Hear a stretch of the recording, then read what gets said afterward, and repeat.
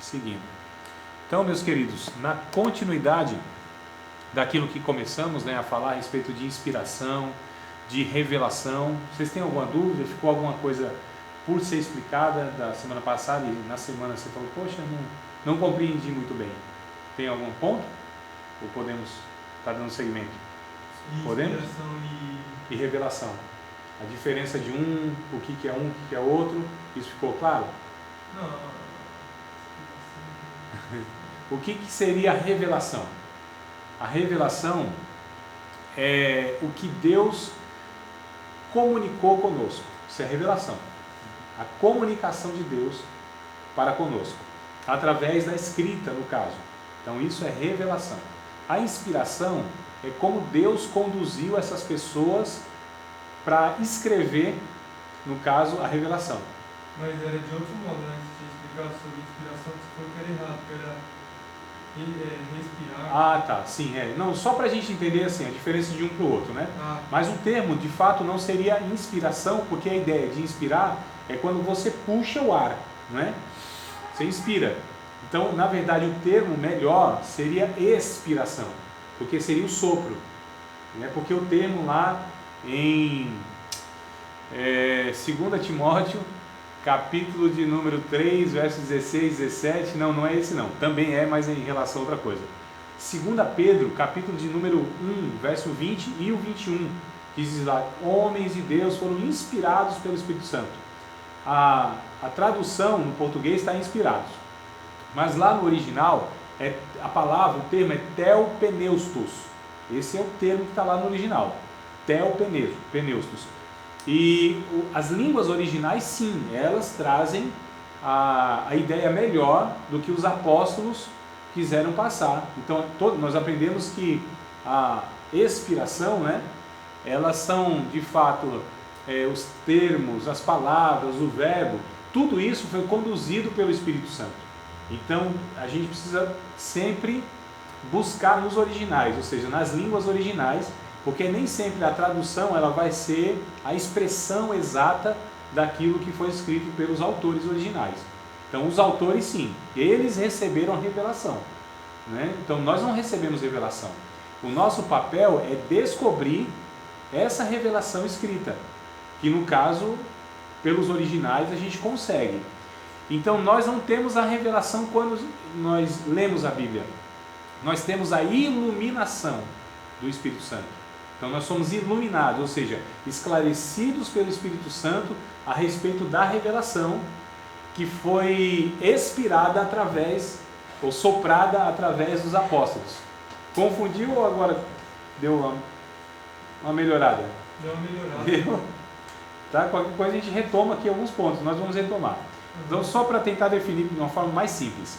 Revelação como Deus se comunicou conosco, a forma que Deus se comunicou, isso é revelação.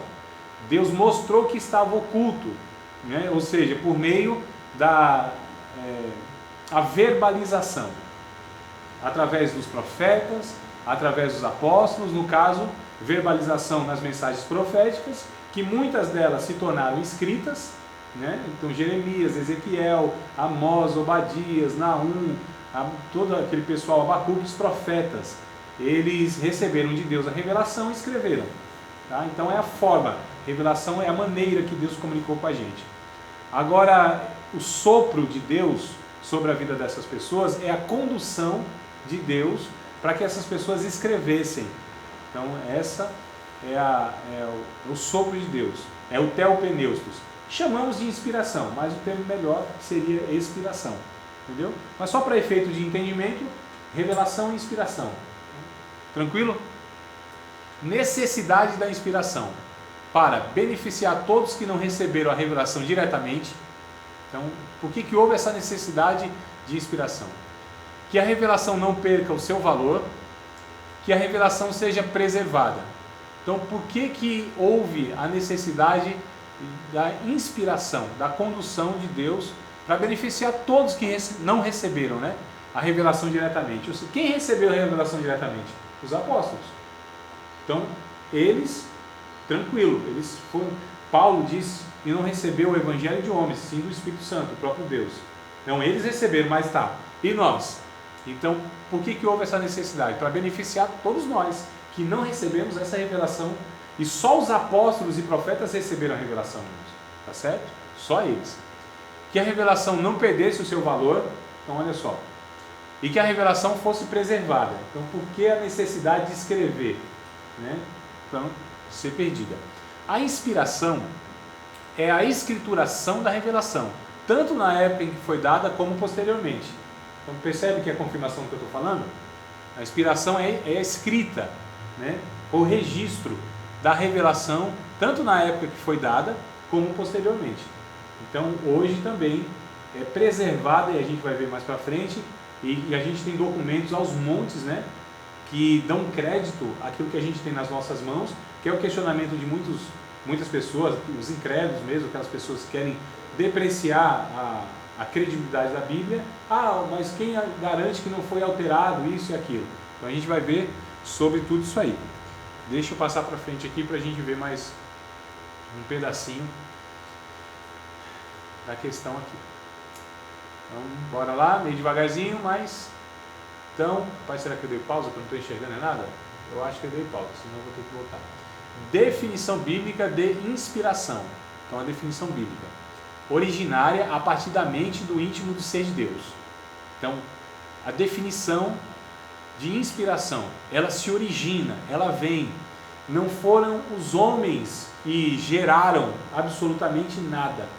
Eles só foram os transmissores. Então, 1 Pedro, aliás, é 2 Pedro, tá? Não estou falando primeiro, mas segunda. Não sei se falei primeiro na outra vez, mas é 2 Pedro, capítulo 1, verso 20. Diz assim: porque a profecia nunca foi produzida por vontade de homem algum.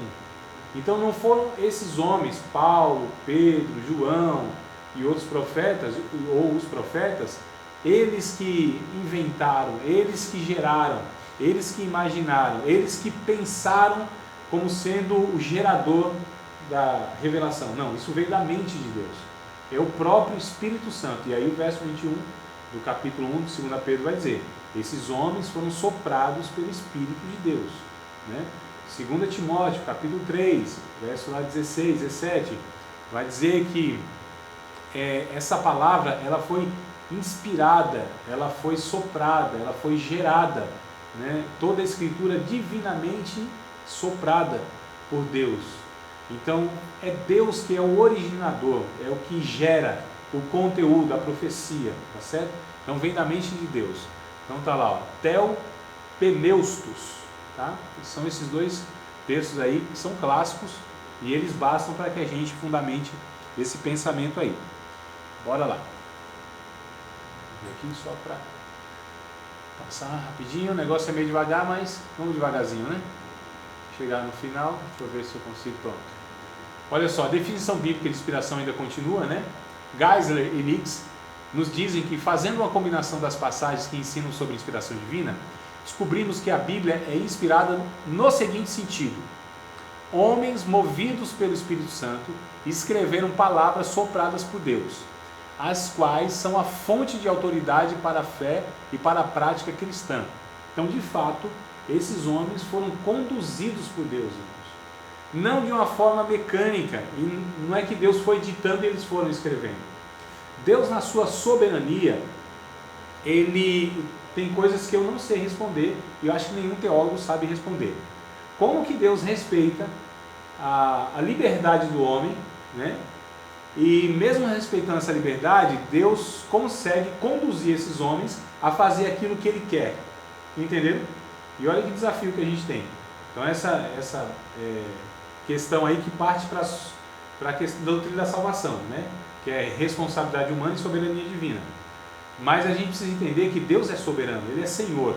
Como Ele faz isso? Aí foge da nossa capacidade de compreensão. O fato é que Deus, respeitando, por exemplo, a limitação que Pedro tinha, Ele mesmo assim conduziu Pedro, né? E Pedro escreveu as suas cartas, por exemplo. E Paulo? Bom, Paulo tinha muito mais recurso, seja cultural, seja teológico, seja teológico, cultural, intelectual, do que Pedro.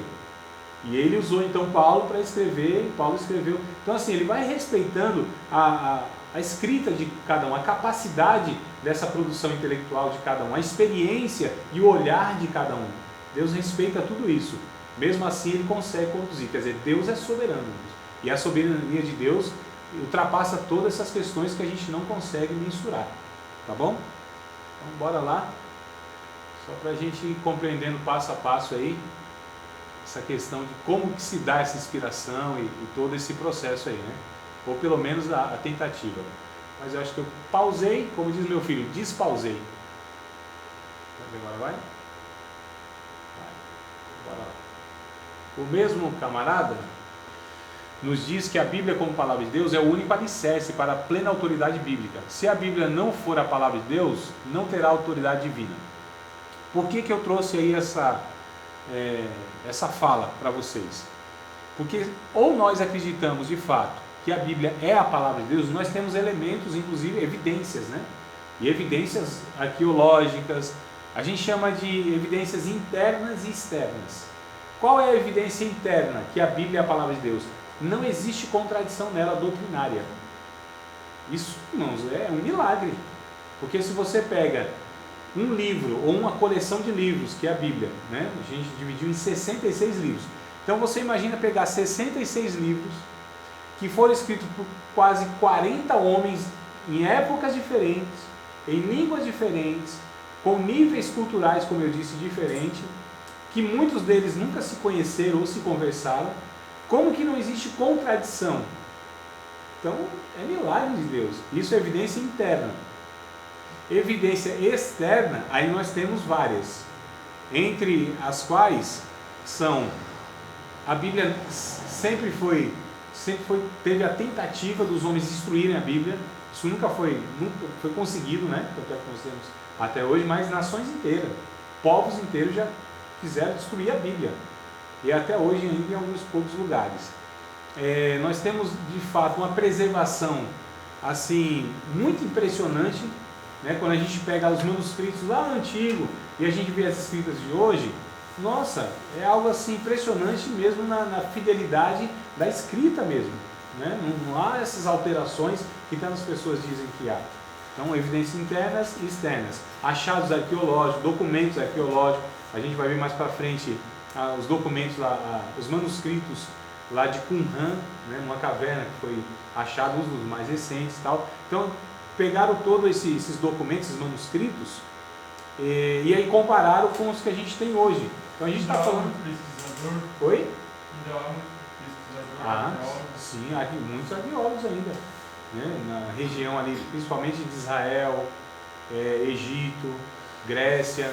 Então ainda tem muitos arqueólogos. E vira e mexe tem uma descoberta nova, né? Seja de acharam lá um anel do rei da Babilônia e tal, que a Bíblia cita. Aí diz, é verdade, olha o que a Bíblia cita lá, existe uma comprovação arqueológica. Então vários achados arqueológicos só vão confirmando aquilo que a Bíblia já sempre falou. Nós não precisamos de todas essas evidências, mas elas estão aí, dia a dia, sendo descobertas, né? O Luiz Saião é um cara que está muito inteirado nisso, vira e mexe, ele posta. Depois eu coloco no grupo, se vocês lembrarem, inclusive, um link lá, onde essas notícias elas são com mais frequência, né? Colocado aí, atualizando, melhor dizendo, todos esses achados arqueológicos aí. Então há diversos achados arqueológicos, sim. Só vai reforçando essa evidência externa, no caso, né? Então bora lá. O processo de inspiração. 4 elementos. Deus como causa. Então, quem é o autor da Bíblia? É o próprio Deus. Ele é o autor da Bíblia. Um ser humano, ou esse ser humano, esses seres humanos, essas pessoas, esses escritores, para eles pensarem, elaborarem tudo que a Bíblia relata, é impossível. É impossível. Principalmente Gênesis. Como que um ser humano poderia ter a informação dos relatos da criação? Como que o ser humano poderia ter o relato a respeito do que aconteceu lá no capítulo 1 de Jó, e 2, me parece também? São coisas impossíveis do homem ter acesso. E a gente sabe que não são histórias fictícias, né? Como alguns inclusive querem falar, por exemplo, que a história de Jó foi uma história fictícia, que aquilo nunca... De Jonas. Aquilo nunca aconteceu, que seria impossível. Oséias também fala que a história de José que Deus pegou aquela prostituta só para simbolizar. Isso é. Existem ali interpretações diferentes, né? A respeito de fato era uma prostituta, Deus mandou o Oséias casar com a prostituta, mas aí a gente precisa entender, inclusive, aí tem interpretações diversas. Por exemplo, não era uma prostituta, era uma prostituta cultual, como eles dizem, né? Mas o fato que é literal, aquilo é literal. Então essas passagens, muitos querem colocar como... Isso é mais a teologia liberal, né? Que vai falar nessa linha. A teologia liberal, ela tira os alicerces da doutrina, no sentido de considerar muita literalidade e coloca com muita coisa fictícia e tal. Olha, eu estou estudando o livro de Abacuque, que fala na teologia liberal, e os rabinos, que tem o livro de Bel. Bel e Dragão, né? Que Abacuque lá foge para a Arábia, quando o rei Senaqueribe sitia Jerusalém. Jerusalém não, Samaria, 722, sim. Aí ele foge para a Arábia. A guerra de Carquemes. Aí ele vai lá e ele que dá alimento a Daniel na cova dos leões. Isso a gente depois vai estudar mais para frente a respeito desses livros que a gente chama de apócrifos, né? A Igreja Católica vai chamar de deuterocanônico, né? São o segundo cânon e tal, mas são livros não inspirados. Eles não são considerados como inspiração, e depois a gente vai ver o porquê também. Mas a questão então o autor aqui é Deus, veio da mente de Deus. Não tinha como o homem, inclusive, estar elaborando, né, tudo isso aí. Então Deus é a causa, Ele é o autor da Bíblia. A ação do Espírito Santo, ela é vertical e ela é horizontal. Isso quer dizer que ela é vertical, vem nessa direção, né, divina mesmo, do próprio Deus. E ela é horizontal, que usa essas circunstâncias e todo esse pano de fundo que a gente chama, para que seja conduzido tudo isso. Ou seja, irmãos, é muito interessante quando a gente estuda mesmo a história toda, lá no comecinho, a história de Israel, a vinda de Jesus, a gente percebe que Deus foi conduzindo a história em todos os sentidos possível para que Jesus viesse. Gálatas capítulo 4, versículo de número 4, vai dizer que Jesus nasce sob a lei na plenitude dos tempos. Então Deus usou os impérios, o Império Babilônico, o Império Medo-Persa, do Egito lá atrás, né? A Grécia. Então cada império trazendo uma contribuição para a sociedade no mundo, para que Jesus viesse justamente na hora exata. Então Jesus nasce na hora exata, onde Roma já tinha pavimentado muitas estradas. Isso facilita o trabalho de evangelização depois. Daniel não foi que traz isso? Quem? Daniel. Tá, você está falando lá da visão dos impérios, né? Não, sim. Tem outro. Eu acho que é Daniel que traz, que ele fala assim que haveria um império lá que prepararia tudo para o Cristo, as duas pavimentadas. Não tem essas informações, a gente descobre mesmo pelo estudo histórico. O que há em Daniel? Há de fato essa profecia dizendo de fato que os impérios, né, na história, inclusive até a pedra que foi cortada sem auxílio de mãos, quer dizer o reino de Cristo e tudo mais. Isso então assim, o Daniel ele traz a profecia a respeito da história dos impérios, até mesmo aquele que é desconhecido ainda, né, até a vinda de Cristo e tal. Mas esses detalhes, Erickson, isso só é sabido pelo estudo mesmo cultural da história. Então a gente sabe, a Grécia, qual a contribuição que o Império Grego ele trouxe? Trouxe a questão, o desejo da reflexão, do pensamento, com os grandes filósofos, né?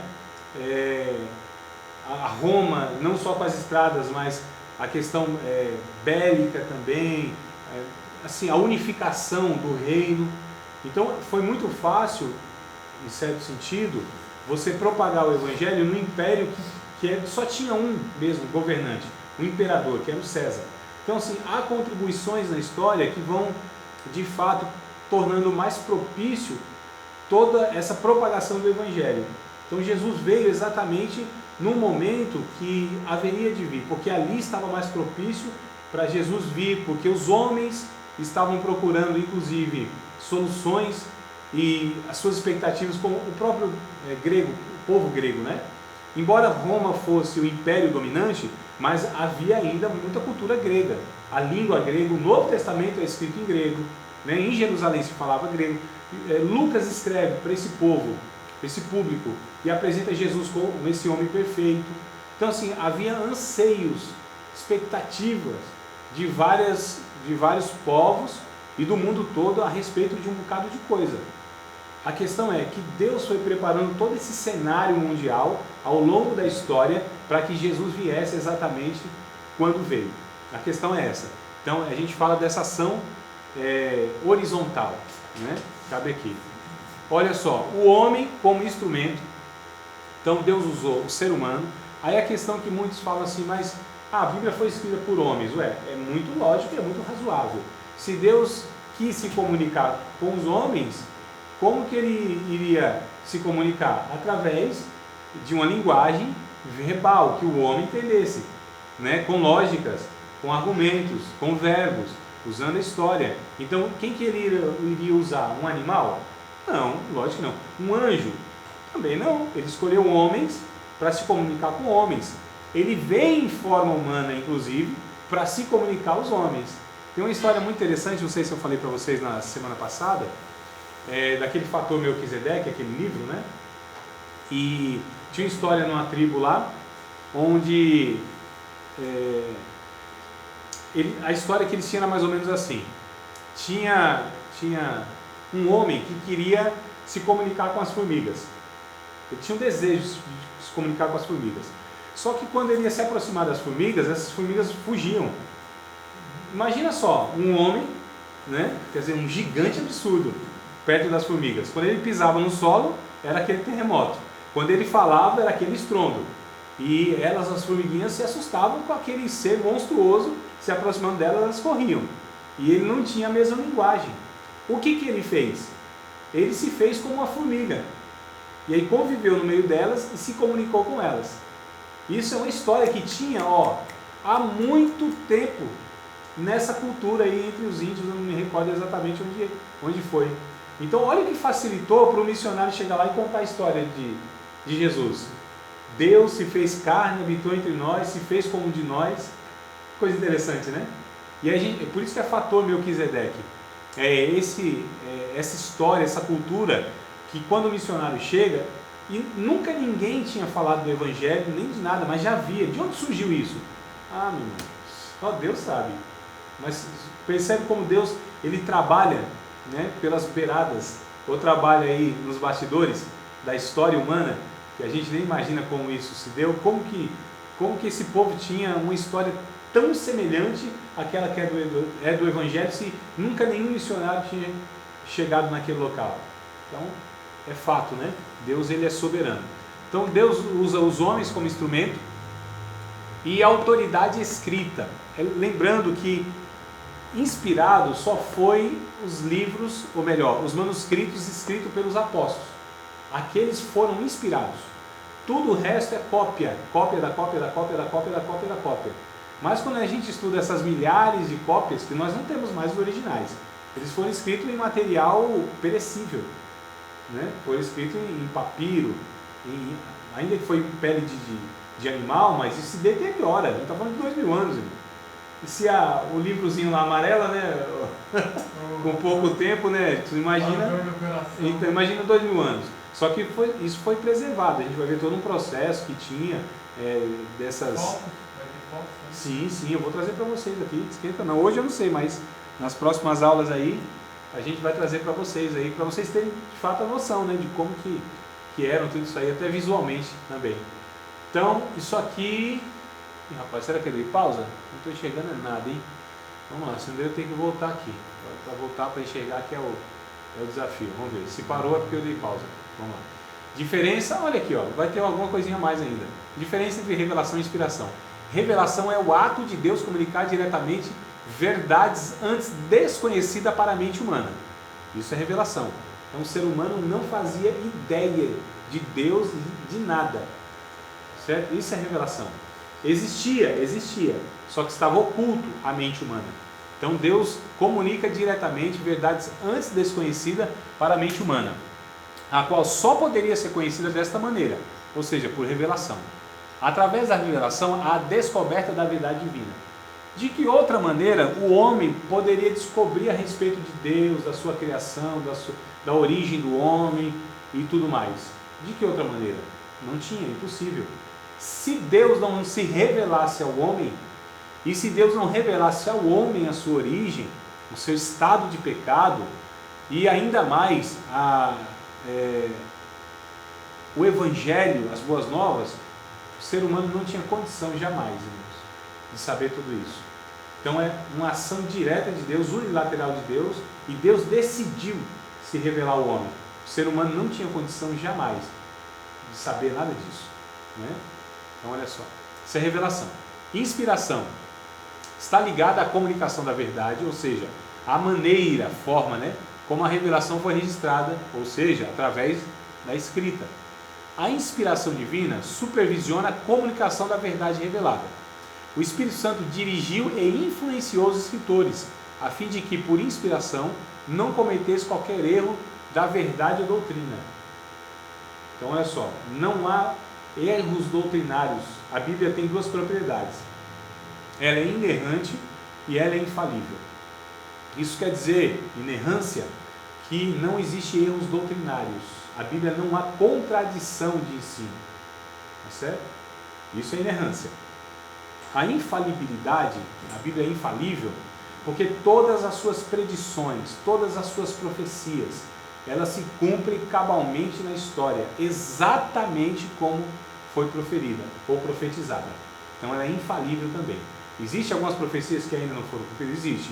Mas de tantas que já foram, e nenhuma sequer falhou, nenhuma sequer, ao longo de milênios, essas também não hão de falhar. O próprio Jesus, ele disse: passarão os céus e a terra, mas as minhas palavras não hão de passar.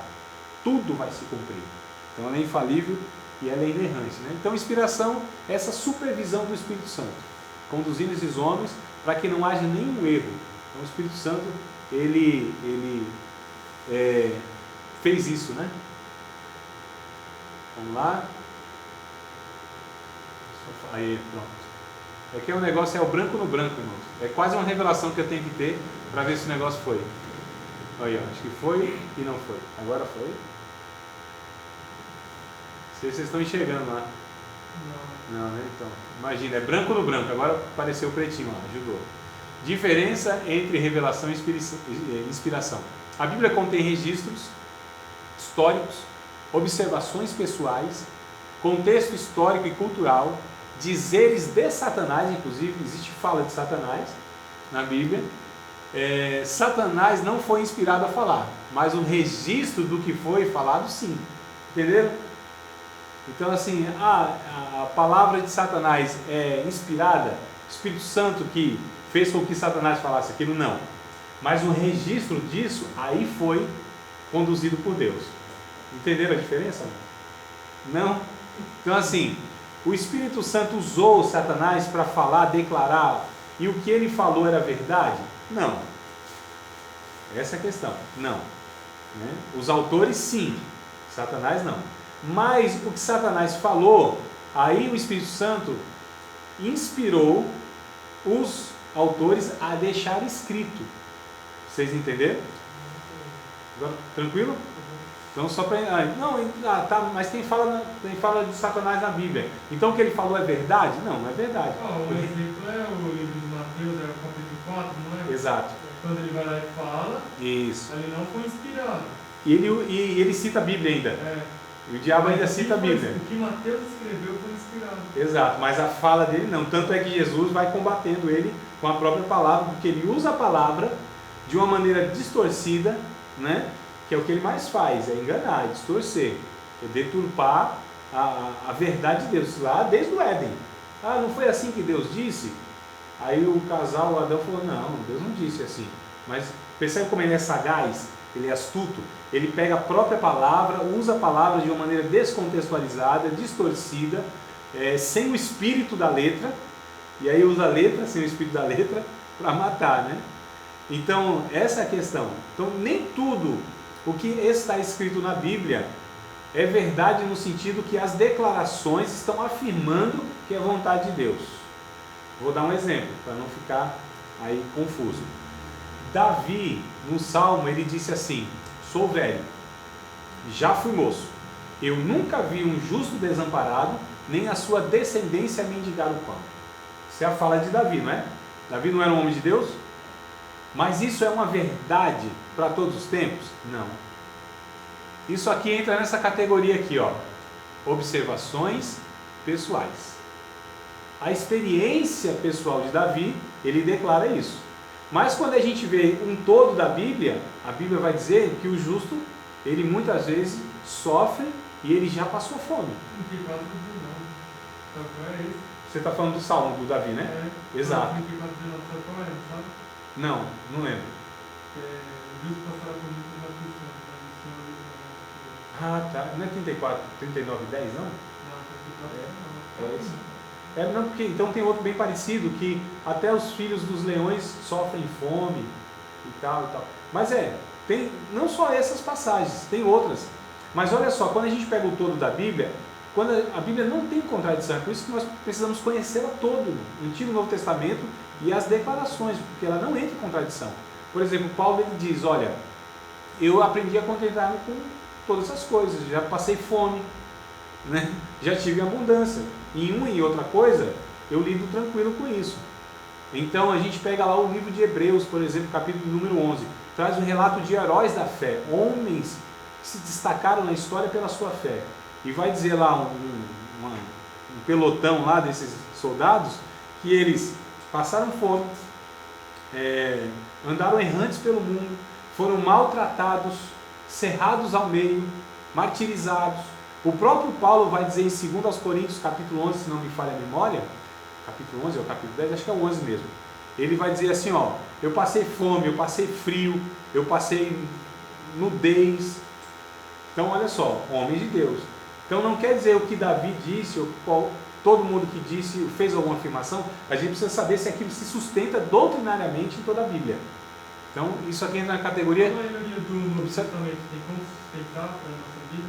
O Novo Testamento? É. Sim, mas em tudo, Edson. Por exemplo, a gente precisa entender, na hermenêutica que eu destaco isso, a gente precisa entender se o que está escrito ali é uma descrição histórica, né, um texto a gente chama de descritivo, alguém só está descrevendo o fato histórico, ou se é um texto normativo, se é uma norma, se é uma regra, se é uma doutrina para todos os crentes em todos os lugares. Entende?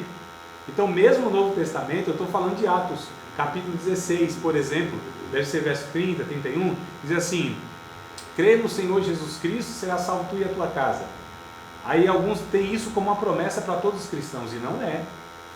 É um contexto histórico que está sendo descrito especificamente para um carcereiro naquela ocasião. Isso é aplicado a todos os crentes em todos os lugares? Não.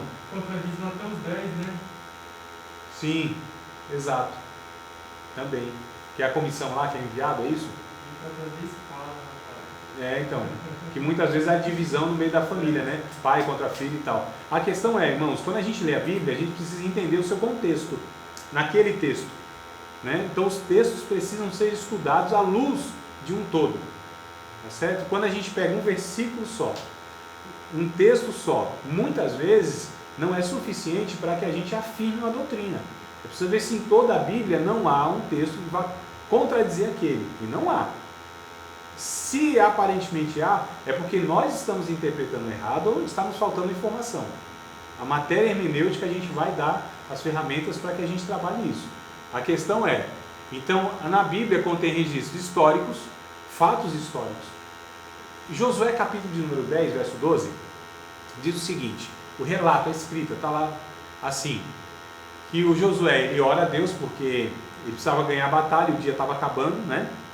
E ele ora a Deus e aí diz assim, tu lua, para em Aijalon e tu sol, no vale de, tu lua em Gibeon e tu sol, no vale de Gibeon. E o sol e a lua pararam. Essa é a afirmação que está lá. Aí você pega cientificamente essa declaração. Está errado isso aí. Porque o sol e a lua que giram em torno da Terra? Isso a gente aprende na quinta série, não é? Então, rotação, a Terra gira em torno do seu eixo imaginário, e translação, onde ela gira em torno do Sol. Não é isso? Então o Sol que está parado, não é o Sol que gira. Só que eles, naquela época, tinham o quê? Registro histórico, e a gente chama de observação fenomenológica. Então Deus estava respeitando a limitação que eles tinham do conhecimento. O que eles iam registrar? O que Josué ia escrever lá? Olha, existe a rotação e a translação.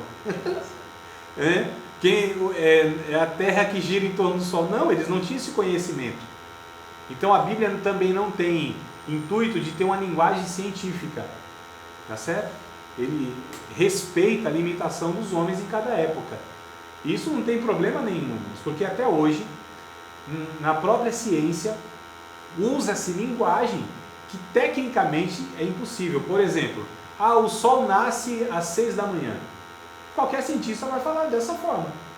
Aí a minha pergunta, isso pode ser literalmente sustentado? O Sol nasce? Não nasce, mas é uma expressão que se usa, porque ele surge ali do horizonte, né? Então, isso a gente chama de linguagem fenomenológica. É a partir da observação que você escreve. Está errado? Não está errado. Tá? Então, existem registros históricos, observações textuais, contexto históricos e cultural. Como eles entendiam o mundo. Vou pegar um exemplo aqui. Quando você pega o livro dos Reis, aquela passagem que o Davi, ele vai enumerar o povo, que o profeta diz, não faça isso, né? E de fato ele fez, e Deus trouxe um castigo sobre ele, porque ele estava se orgulhando do exército, o número do exército que ele tinha e tal, e diz lá que Deus, em Reis vai falar, que Deus que foi quem fez com que Davi enumerasse o povo.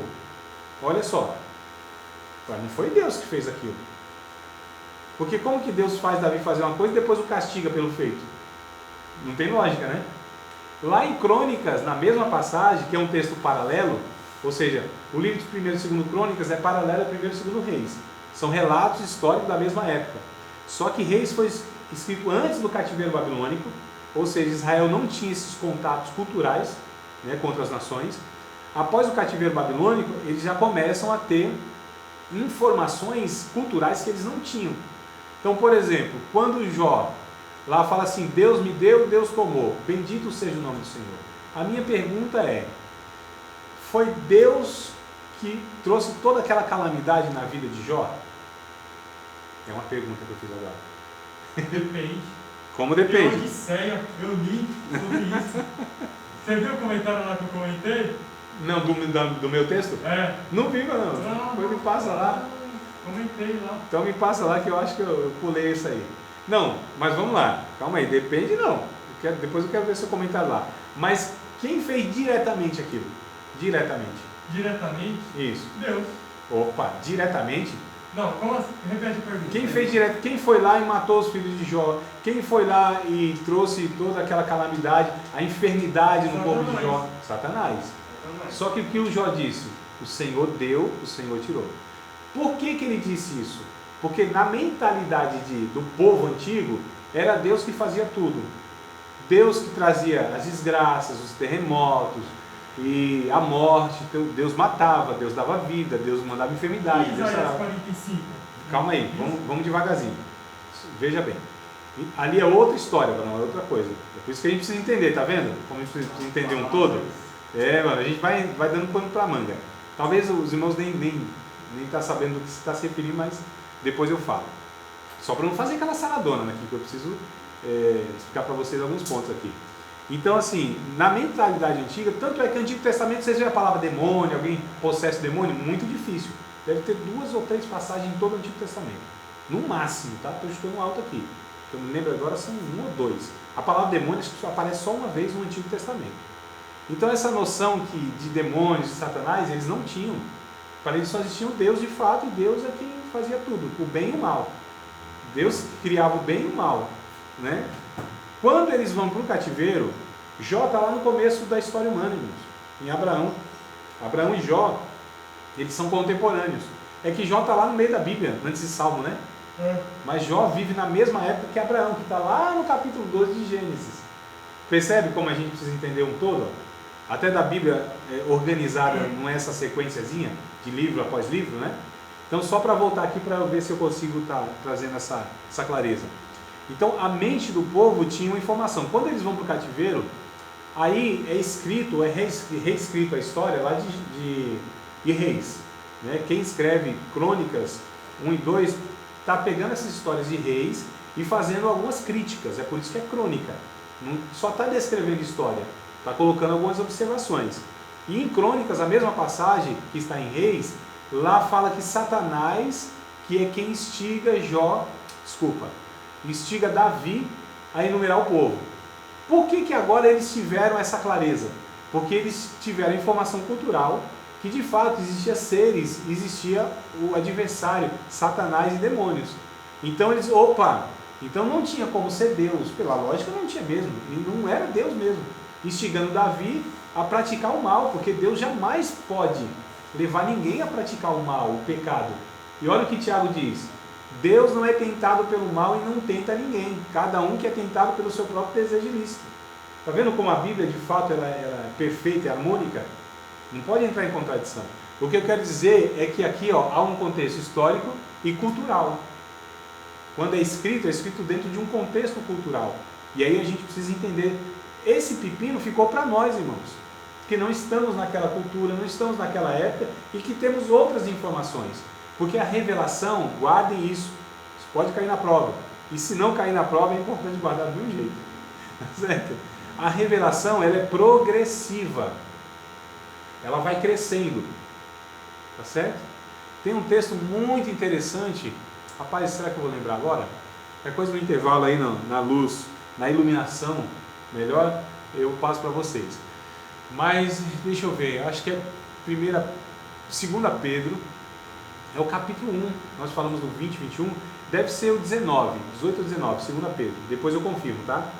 Que diz assim, que a revelação, ela é como a luz da aurora, que vai brilhando mais e mais, até ser dia perfeito. O termo lá não é revelação, mas a ideia é essa, tá? Né? Que isso vai iluminando a cada vez mais, até ser dia perfeito, até que a luz da aurora nasça em vossos corações. A ideia é que a revelação, ela é aos poucos. Então, o que Moisés entendeu lá atrás, o que Abraão entendeu lá atrás, não é a mesma coisa que o Paulo entendeu aqui na frente. Porque Paulo tinha muito mais informação, porque ele tinha mais séculos e séculos de revelação escrita. Então ele foi acumulando isso, a clareza foi se tornando maior. Irmãos, isso é na nossa vida em todos os sentidos. Quando a gente começa a estudar, você tem toda a informação? Não tem. Depois você acaba o curso, depois de 3 anos e tal, você não tem muito mais informação e muito mais clareza? E na vida também não é assim? Quando a gente é menininho novo, a gente pensa isso, pensa aquilo, a gente não sabe de um todo da vida. Aí vai chegando, vai acumulando o tempo, né, aí você fala, nossa, olha só, o que eu pensava lá com 20 anos não é o que eu penso agora. Agora eu tenho muito mais clareza, eu entendo muito mais a vida, né? Então você vai acumulando essas informações, essas experiências e a clareza. Então o mundo vai se abrindo para você e vai ficando muito mais claro. Aí você conversa com um menino de 15, 16 anos, ele pensa que sabe da vida. Você fala, sabe de nada, inocente. Né? É a mesma coisa, irmão. Então você pega um mestre, um ensinador, aí o novo convertido vai conversar com ele. Então não há essa diferença. Por quê? Porque há uma estrada aqui e lá o outro está começando. Então isso é natural, né? Na vida, nas relações, na profissão, em tudo. A nossa vida são essas etapas, esse crescente contínuo. E é bom que seja mesmo. Tem gente que estaciona, para, não aprende, se trava, né?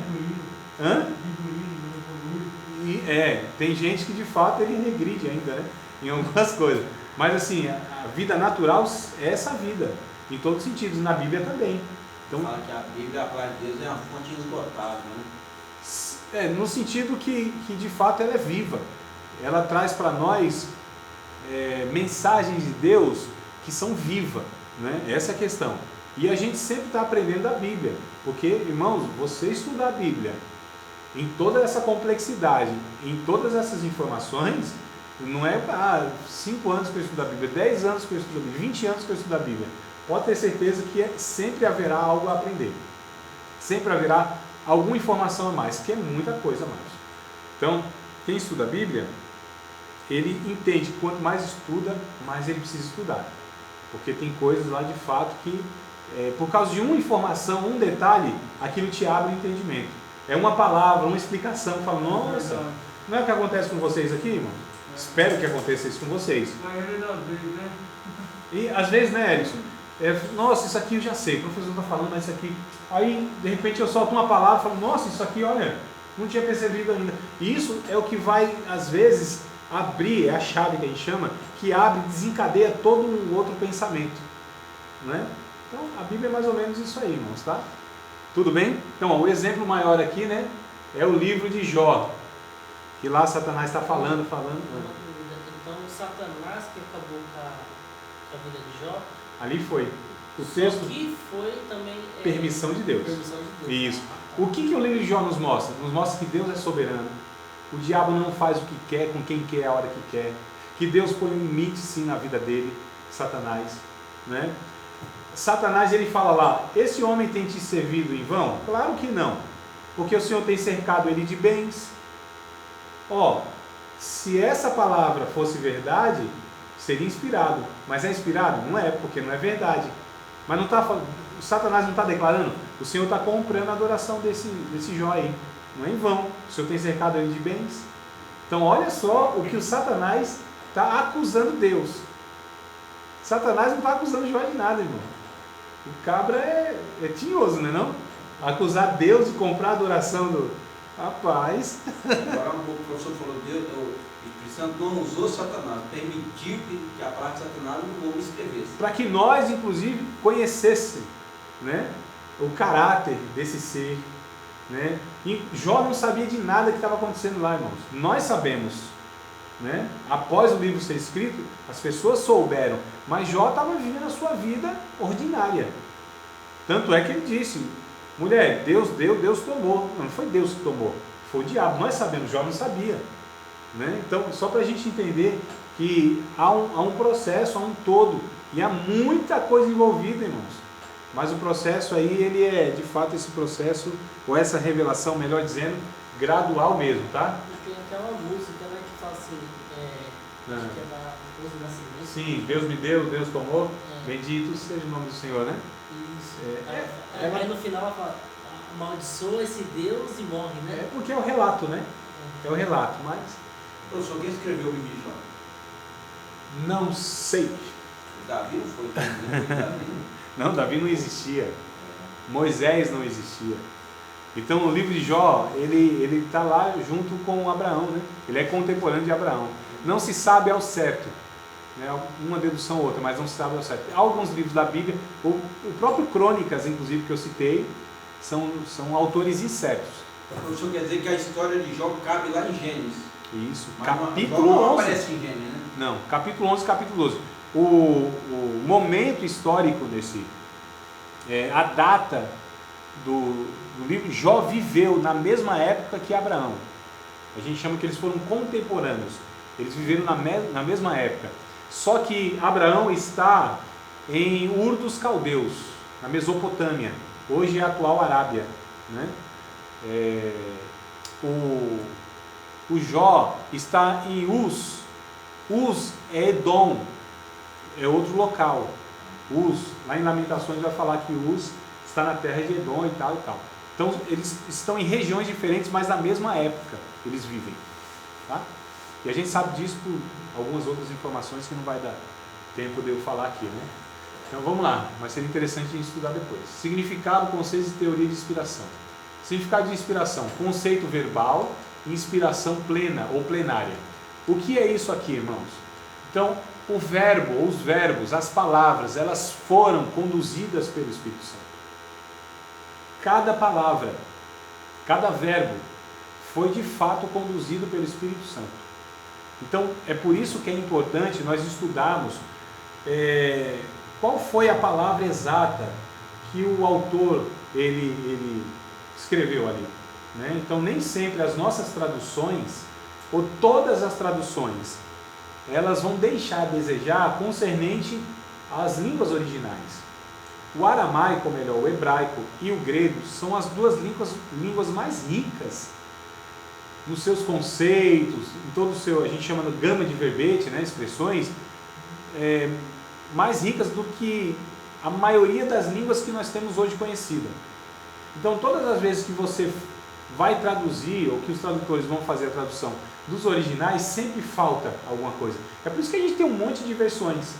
Até para o português. Até, inclusive, para o português. Inclusive. A língua grega, por exemplo, ela é muito rica nos seus...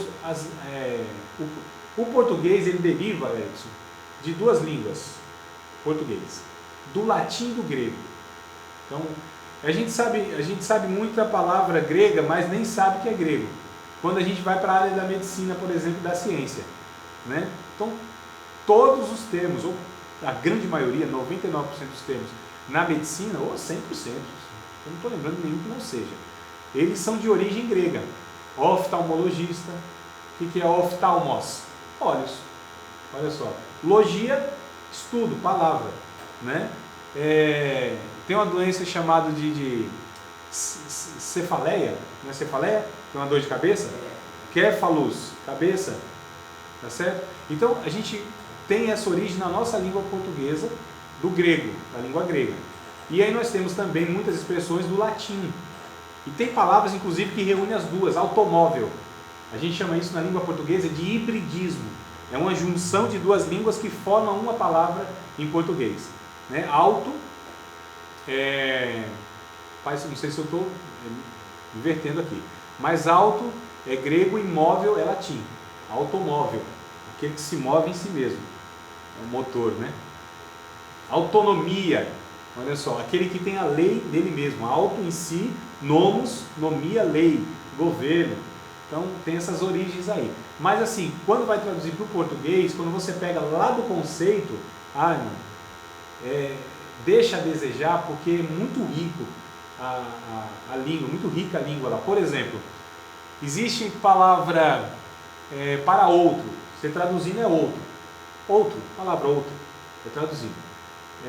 Ele enviará o Espírito da verdade que o Pai vai enviar, não vou deixar vocês órfãos, enviar outro Consolador, né? Então esse outro, ele tem duas origens na língua grega, duas origens. Outro pode ser traduzido da palavra héteros, que é outro, ou da palavra allos. As duas palavras no grego, elas têm significado diferente no conceito, mas na tradução para o português só vai ser outro. Não tem outra palavra no português para distinguir. Entende? Então, outro é outro de uma espécie diferente. Allos é outro da mesma espécie ou da mesma natureza. O inglês é mais rico que o português? Em algumas expressões sim, em outras não. A questão, irmão, é que não vai ter língua neste mundo, as línguas atuais, que vão dar conta de todos esses originais. É por isso que a gente quer saber mais e mais estudos originais, ou o que a gente faz? Estudos comentários. Os comentários, via de regra, é quem já estudou os originais, estudou a cultura, estudou a história bíblica, estudou a linguística, né, que são os originais, utilizou de uma série de ferramentas e aí trouxe os comentários. Os comentários são aquilo que é mastigado, né? É bom, hein? Então, é o atalhozinho, né? É o atalhozinho, porque ali o pessoal já estudou. Então eles estudaram tudo isso aí, arqueologia, história, originais, estudou cultura, estudou isso. Então eles reúnem tudo isso aí e vai e tenta comentar. Pega um versículo e traz lá um comentário de diversas folhas. Vocês entendem como que não é uma tarefa tão fácil assim, irmãos? A Bíblia é só ler o quê? Olha que desavisado para falar um negócio desse. Não é bem assim não. Mas vamos lá, então, conceito verbal, a inspiração. Então, as palavras foram inspiradas e a inspiração é chamada de plenária. Tá? Então, toda a Bíblia, tudo isso é inspirado pelo Espírito Santo. A Bíblia não contém a palavra de Deus, como diz a teologia liberal. A Bíblia contém a palavra de Deus. A Bíblia é a palavra de Deus no seu todo. Nesse sentido, que o Espírito Santo conduziu todos os autores, Antigo e Novo Testamento, todos os livros, para que eles registrassem apenas aquilo que Deus quis que eles registrassem. Certo? Então, só para a gente entender aí. Bora lá. Tá tudo tranquilo até aqui ou não? Sim ou não, queridos? É que eu não estou vendo muito a face de vocês. Não sei se vocês estão espantados. Como que está a situação. Então vamos lá. Ó, a gente já vai ver aqui essas correntes, né? Conceito de inspiração. Liberal, a Bíblia contém a palavra de Deus, eles dizem. Neo-ortodoxo, a Bíblia se converte na palavra de Deus. Eles aqui dizem que a Bíblia não é, mas ela, quando é pregada, ela se torna a palavra de Deus. Intuição, a Bíblia é um folclore judaico com moral e gênero religioso significativo. Então, ó, essa corrente diz aqui que a Bíblia é história judaica de folclore. O próprio Jonas, alguns dizem, não, isso aí não foi uma palavra, não foi uma história real. Isso é ficção, como outras passagens. Não, isso é ficção, e daqui são tirados lições morais, né? Um gênero religioso. Mas o que de fato é, e é correto, são os conservadores. A Bíblia é a palavra de Deus. Ditado verbal, inspiração dinâmica. Tá? Vamos ver para frente aí essas questões aí. Calma que a revelação aqui, ela é progressiva também, viu? Lá no final a gente entende. Espero eu, né? Espero eu. Vamos ver aqui, aí parou. Conceito verbal e de inspiração plena. Olha só. Então esse cidadão aqui, teólogo, nos diz que esse poder inexplicável foi colocado pelo Espírito Divino sobre os autores das Escrituras, a fim de orientá-los até mesmo no emprego das palavras usadas, e para preservá-los de todo erro e de todas as omissões. Então não houve nada que eles deixaram de registrar, como também não houve nada que eles registraram além do que deveriam registrar. Entenderam, amados? Então essa é a inspiração plena, tá? Nem mais e nem menos. Acho que algum autor deixou de falar alguma coisa que Deus queria que ele falasse. Não. Acho que algum autor acrescentou alguma coisa que Deus não autorizou. Também não. Dá certo, irmão? Não há esses riscos. Vamos lá. Mais uma questãozinha aqui. Bora, meu povo. Isso. Tem que enxergar ali o pontinho. Pronto. Resumindo, o processo de inspiração é um ato de providência divina e os resultados desses processos são registro verbal das palavras, e a gente já pegou aqui, nós lemos diversas vezes nesses dois textos, acho que vocês já gravaram aí, né? Toda a escritura divinamente inspirada é apta para redarguir, corrigir, instruir justiça, para que o homem de Deus seja perfeitamente instruído para toda boa obra. Tranquilo, de boa? 2 Timóteo 3,16. 2 Pedro 1,21. Profecia não foi produzida por vontade de homem algum, mas homens santos de Deus foram movidos, soprados, inspirados pelo Espírito Santo de Deus. Então, registro verbal, pleno, né? Então, olha só. Todas as partes, toda a escritura. Romanos 15,4. É possível alguém ler aí? 15,4? Isso, é. Que eu esqueci, fugiu da minha mente agora. 15,4. Acho que diz lá mais ou menos assim, que toda a escritura, ou tudo que dantes foi escrito para nosso ensino, para que pela paciência, achou aí? 15,4, isso, Romanos 15,4, aí ó, ilumina aí o trem lá. Pois tudo que no passado foi escrito para o nosso ensino, foi escrito a fim de que, pela paciência e pela consolação das escrituras, tenhamos esperança. Isso, olha só. Então, tudo que dantes foi escrito para o nosso ensino. Tudo. Todas as partes, irmãos. Infalível. Então, ó, a gente está falando aqui dos resultados desse processo. Registro verbal, pleno, todas as partes, infalível, sem erros. Toda a escritura é divinamente inspirada. E com autoridade, queridos. Aqui eu acho muito interessante. Toda a autoridade. Se você puder achar aí o João 10, verso 35... me ajuda também, porque eu não me lembro. João ou João? João, aqui é o Evangelho de João. Então, isso. Bom, se fosse Jó, eu teria que ter colocado um acentozinho aqui, né? Eu posso ter errado também, vai que é Jó e eu não coloquei o acento. E agora estou achando que é João. Mas leia o 10:35 para ver se tem sentido. qual a versão que você quer? Qualquer uma, meu irmão. NVI pode ser. Pode ser. Aqui que tiver aí, mas... Ele chamou deuses aqueles a quem foi dirigida a palavra de Deus, e a Escritura não pode falhar. Isso. A autoridade, a Escritura não pode falhar. A própria Bíblia diz isso. O Mateus, inclusive, capítulo 4, verso 4, 7 e 10, é aquela ocasião que Jesus ele vem lá da tentação do deserto, é dado a ele a Escritura, né? Se não me falha a memória, ou é na própria tentação do deserto, que ele vai afirmando, está escrito, assim está escrito. Então, ela tem autoridade.